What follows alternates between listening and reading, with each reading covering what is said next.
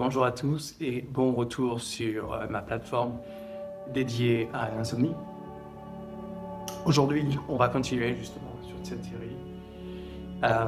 J'ai l'impression qu'on a déjà couvert beaucoup de terrain grâce aux vidéos précédentes.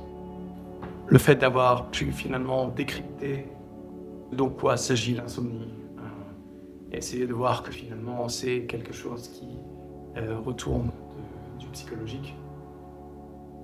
Je me suis encore baladé hier un petit peu pour essayer de voir ce à quoi ça peut ressembler finalement sur d'autres plateformes.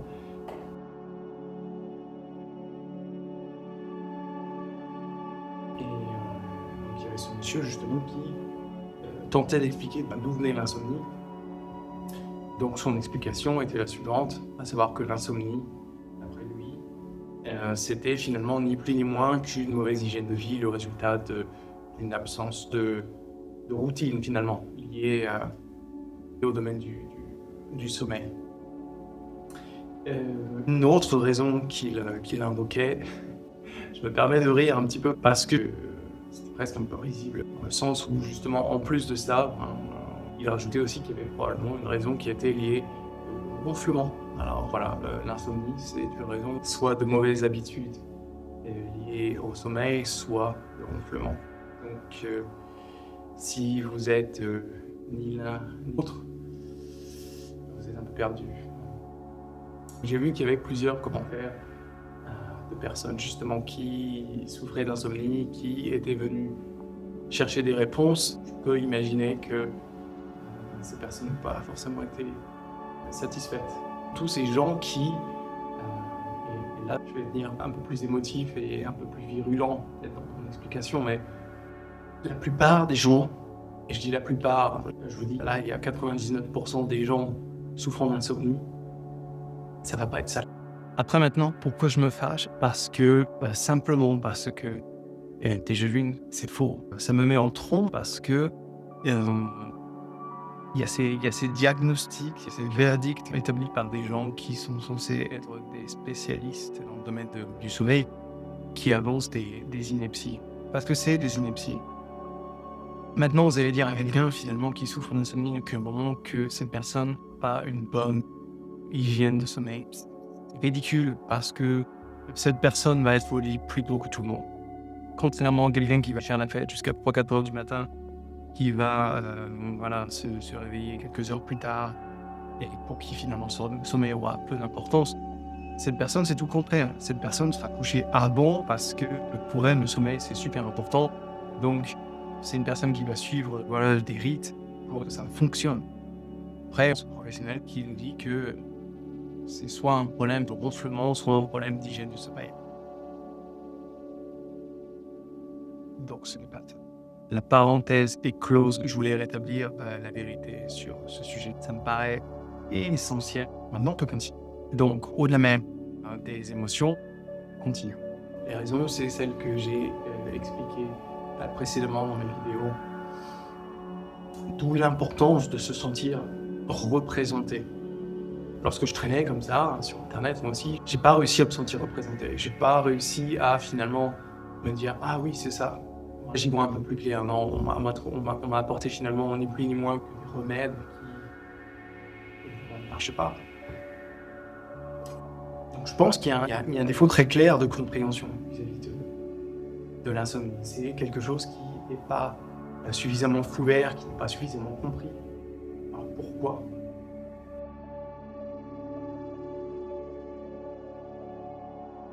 Lorsque j'ai essayé de comprendre moi-même, j'ai réalisé quelque chose de super important. J'ai réalisé que j'étais pas en mesure de comprendre parce que, au-delà même de toutes les explications que j'ai données précédemment, mon émotion de peur m'empêchait de comprendre. Pourquoi je dis ça ? Parce que lorsqu'on a peur, on n'est pas en mesure de comprendre. L'émotion est tellement intense qu'elle nous domine complètement. Ce qui fait qu'on est incapable finalement d'utiliser la raison. Lorsqu'on souffre d'insomnie, il y a plusieurs niveaux d'insomnie. Il y a des gens qui finalement vont se retrouver comme ça du jour au lendemain dans des états de peur finalement extrêmes où finalement, évidemment, la raison ne peut absolument pas intervenir. Après, dans des cas où l'insomnie se serait en quelque sorte tassée d'elle-même, ça devient plus un mode de vie. La peur est toujours présente, mais il y a encore autre chose finalement. Ça ne va pas être exactement la même peur ou ne serait-ce que non seulement ce n'est pas la même peur, mais il y a en fin de compte 2 niveaux de peur qui interviennent une fois que finalement l'insomnie s'est en quelque sorte installée dans nos vies. Avant de développer davantage sur la peur, il pourrait être intéressant de faire une petite aparté justement sur le rôle des émotions. À quoi elles servent ces émotions finalement? Les émotions, c'est de domaine c'est de l'ancien, c'est vraiment quelque chose de très ancien, c'est en rapport au domaine de la survie. Et toutes nos émotions, finalement, quand on y pense, c'est le domaine de la survie.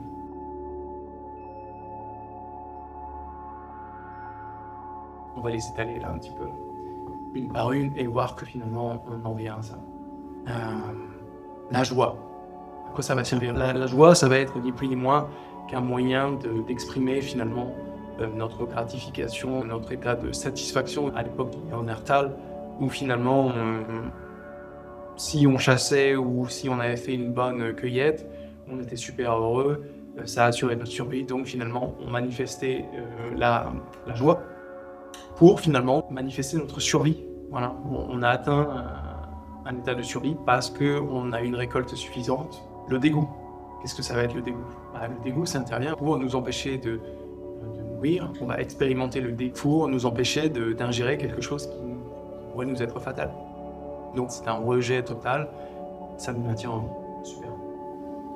La colère, maintenant qu'est-ce que ça va être la colère? La colère, c'est finalement quelque chose qui va nous aider à passer dans un état autre, un état second, qui va nous aider à peut-être éventuellement survivre. Voilà, donc imaginons qu'on fasse face à une tribu adverse.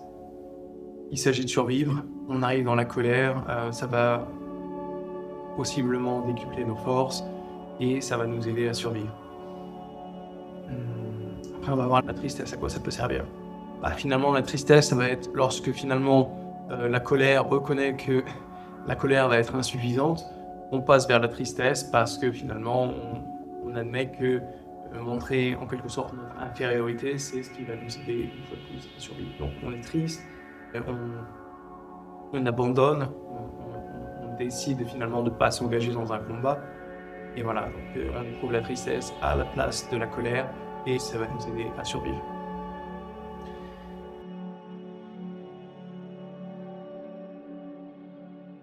Ce qui, naturellement, nous amène à notre ami la peur. Donc, pareil, la peur, peut-être l'émotion la plus ancienne, la plus brute, en quelque sorte, et qui a finalement pas tellement évolué, qui est toujours là pour nous permettre de survivre.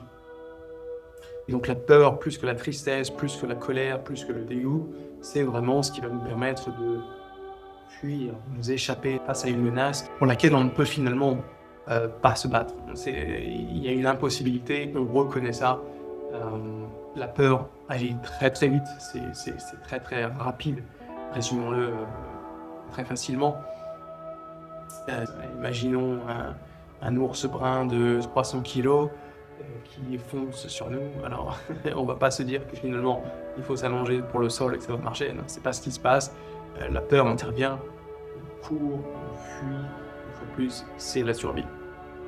Très très simple. Tout le monde peut finalement relater. Non, c'est que voilà, la peur maintenant, c'est imbriqué dans notre vision du sommeil. C'est ça. C'est la peur qui intervient pour des raisons qui peuvent être multiples, mais le fait est que vous avez peur.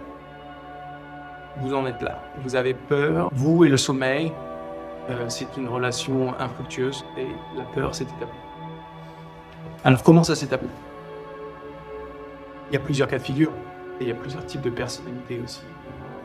Peu importe sur la question des personnalités. Enfin, ça n'a finalement pas trop d'importance là maintenant. Mais vis-à-vis de la peur, ça peut être quelque chose qui s'est installé de manière insidieuse, progressive.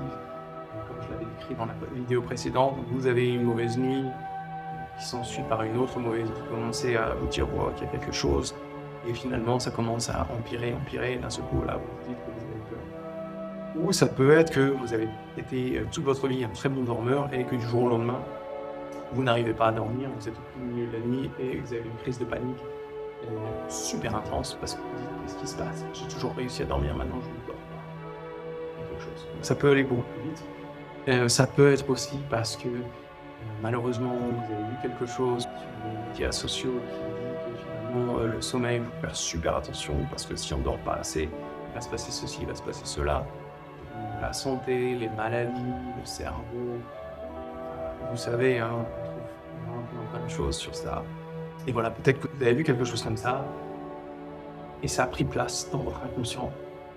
Et ça a trouvé un moyen de se manifester pendant une de vos nuits. Et là, finalement, vous vous dites, wow, ok, j'ai lu sur ça, maintenant je suis réveillé. Effectivement, il semblerait assez facile d'établir une connexion entre on a lu quelque chose, voilà, on se réveille. On pourrait imaginer que ça serait finalement assez facile de reconnaître la peur. Or, lorsqu'on vit la peur, on ne raisonne pas. Comme je l'ai dit, on ne raisonne pas lorsqu'on vit la peur. Donc, on ressent, on le vit. Et lorsqu'on vit la peur, on n'est pas capable de faire autre chose. Maintenant, voilà, cette peur s'est installée et peut très très vite prendre beaucoup de place. Maintenant, effectivement, le cerveau, qui va être directement en rapport avec la peur, va essayer de vous aider à trouver des solutions. Je vous ramène finalement à une de mes autres vidéos qui explique ça plus en détail. Mais on est là. Allez vérifier. Si vous souffrez d'insomnie, essayez de vous sonder.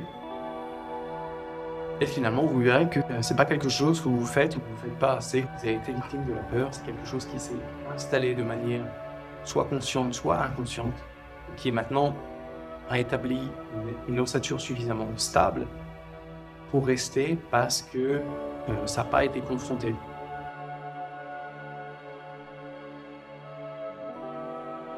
Comment on confronte la peur? La peur, elle se ressent, elle se vit et elle s'endure. Maintenant, il s'agit d'envoyer un message à votre cerveau. Quel va être le message? Le message est simple, c'est que il y a eu un malentendu. Votre cerveau a mal lu une situation, vous avez réagi à une situation, vous avez envoyé le mauvais message à votre cerveau. C'est la faute de personne. Vous avez été victime de votre peur. La peur a fait son boulot, a envoyé le message au cerveau. Le cerveau a réagi, a voulu trouver des solutions. Et voilà, en quelques jours, en quelques semaines, vous vous êtes retrouvé dans une mélasse pas possible. Ça, justement, c'est le cas de figure des personnes qui se retrouvent dans un état intense, brutal, très neuf d'insomnie. Pour les gens qui vivent l'insomnie depuis plus longtemps, parce que j'ai parlé avec des gens qui avaient vécu l'insomnie pendant 30 ans, 40 ans parfois. C'est devenu un mode de vie. Et ces gens sont encore en vie. Donc, une fois de plus, une preuve que finalement, l'insomnie ne tue pas. L'insomnie ne blesse pas. L'insomnie est inconfortable. L'insomnie est quelque chose qui, malheureusement, prend trop de place dans nos vies et ça devient du gâchis finalement. Mais au-delà de ça, il n'y a pas de danger à proprement parler.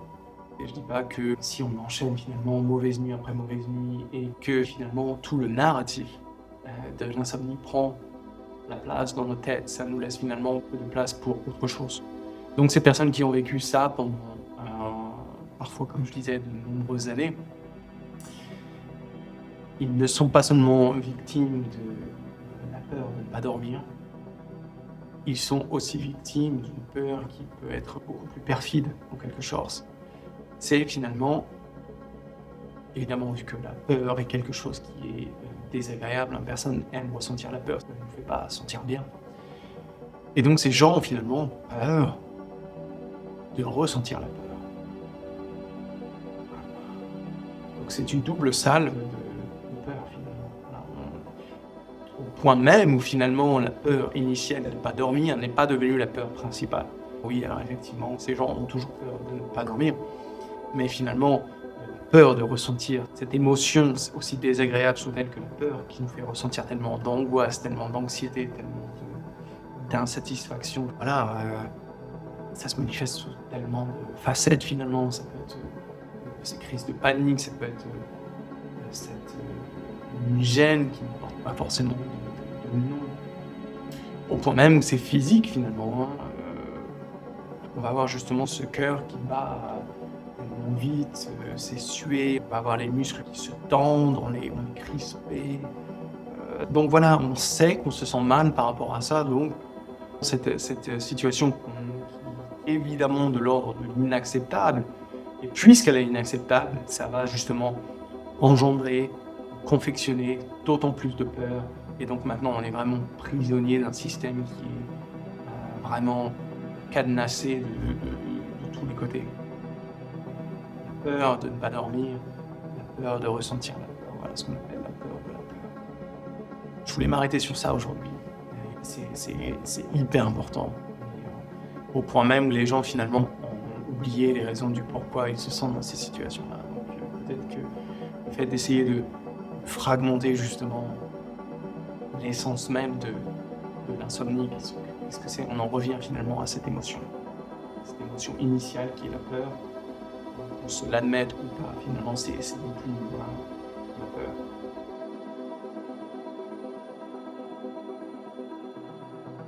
J'espère que j'ai pu aider plus aujourd'hui. D'autres vidéos vont arriver. Pour la prochaine vidéo, je vais m'engager un peu plus dans le domaine du pratique, à savoir comment justement on fait face à cette peur, comment on réagit lorsqu'on vit difficile, lorsque finalement la peur va essayer de nous faire réagir. Comment justement on fait face par rapport à ça, comment on est capable finalement de retransformer sa vie, non seulement pendant le jour, mais aussi pendant la nuit, et comment cet univers peut être transformé en quelque chose de paisible. Oui, j'utilise le mot paisible parce que vous allez voir que tout cet univers sur lequel on s'est nourri, certes pas volontairement, mais on s'en est quand même nourri, c'est quelque chose qu'on a renforcé malgré nous. On peut le transformer, et je ne dis pas que votre insomnie va devenir agréable, mais elle peut dans tous les cas devenir neutre. C'est plus qu'un pas en avant, c'est un changement de scénario. Donc on va se diriger vers ça. Même si parfois, effectivement, lorsque les gens ont compris à un moment donné que c'était la peur finalement le vecteur de tous leurs problèmes en rapport avec l'insomnie, ils ont commencé à presque profiter de leur nuit et de se dire bon, écoutez, ok, très bien, je suis là, je vais faire au mieux et je vais vivre ma vie parce que je ne vis plus ma vie. Si je commençais à la revivre. Donc ça, c'est pour la prochaine vidéo. Restez connectés, comme d'habitude, commentez, réagissez, faites tout ce que vous avez à faire, et à très bientôt.